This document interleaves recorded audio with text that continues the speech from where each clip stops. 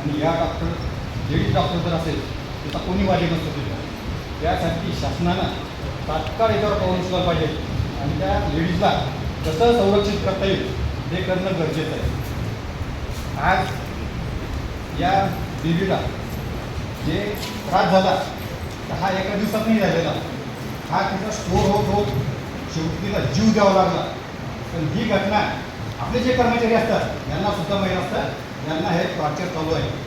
परंतु हे torture stop होण्यासाठी कर्मचाऱ्यांनी सुद्धा त्यांना सहकार्य करून आपला लढा हा पुढच्या पार्टीला मांडला पाहिजे आणि तिथून आपलं संरक्षण मिळवलं पाहिजे.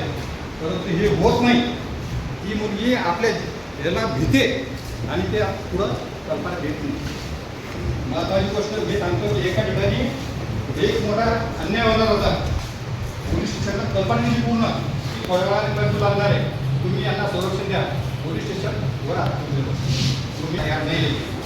परंतु जेव्हा 1 तासानंतर तिथं कर्फ्यू लागतो आणि पुऱ्या दिवशीचं गुन्हा होऊन जातो तेव्हा पोलीस म्हणतो की यांना अगोदर कसं कळलं आपण डॉक्टर आहे, आपल्या सायकोलॉजीतून ज्ञान आहे, परंतु आपण जे सांगून आपल्या शब्दाला किंमत नाही. आता यानंतर प्रत्येक ठिकाणी जी लेडी डॉक्टर आहे खेड्यापाड्यात आहे, अंतरावर आहे, तिथं कोणत्याही प्रकारचा पोलीस स्टेशनचा सहारा नाही.